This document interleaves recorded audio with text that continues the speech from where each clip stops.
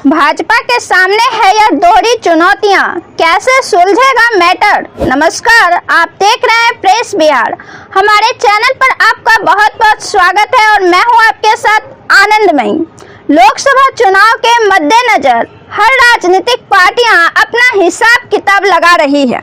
पिछले साल जहां जदयू और भाजपा एक साथ चुनाव लड़ी थी, जदयू को 17 में 16, भाजपा को 17 में 17 और चिराग को 6 में से 6 सीट मिली थी।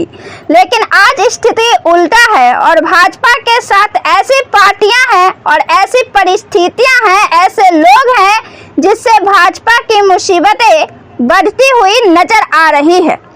इसे वह किस तरह सुलझाती है, यह देखना काफी दिलचस्प होगा। वहीं दूसरी तरफ महागठबंधन लगातार यह दावा कर रही है कि पीएम मोदी की कुर्सी निकल कर ही रहेगी। विपक्ष की एक मीटिंग तो हो गई और दूसरी मीटिंग भी होनी बाकी है जो अंतिम है। महागठबंधन इस रणनीति के तहत काम कर रहा है कि एक उम्मीदवार पर एक उम्मीदवार अर्थात ऐसे उम्मीदवार को चुनावी मैदान में उतारेगी जो टक्कर दे सके, कड़ा मुकाबला और कांटे की लड़ाई हो। ऐसे में भाजपा को भी हर एक सीट पर रणनीतिक बिसात बिछानी पड़ेगी। वहीं भाजपा अधिक सीटों के बंटवारे के मूड में बिल्कुल भी नहीं है। मामला फंस रहा है चाचा बनाम भतीजे और कुशवाहा बनाम कुशवाहा पर। अब पार्टी इस मुद्दे को किस तरह सुलझाती है, यह देखना बाकी है।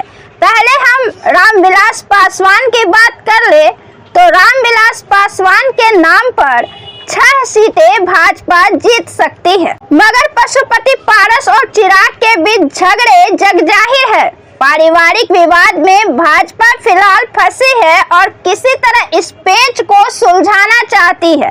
भाजपा नहीं चाहती कि इनके झगड़े की वजह से इन 6 सीटों पर वोटों का बंटवारा हो और महागठबंधन को फायदा हो।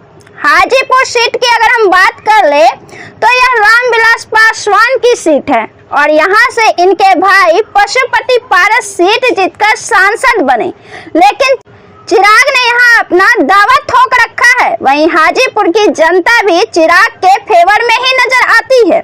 अब भाजपा के लिए इन दोनों का मेल कराना मजबूरी है। चिराग को केंद्रीय मंत्रिमंडल में शामिल होने की पूरी संभावना बनी हुई है। बात कर ले हम पिछले बिहार विधानसभा चुनाव की, तो पिछले बिहार विधानसभा चुनाव में एनडीए में रहते हुए चिराग ने जदयू के खिलाफ आक्रामक तेवर अपनाए और प्रत्याशी उतारे और जदयू तीसरे नंबर की पार्टी बन गई। जदयू के वोट काटने का आरोप चिराग पर लगा।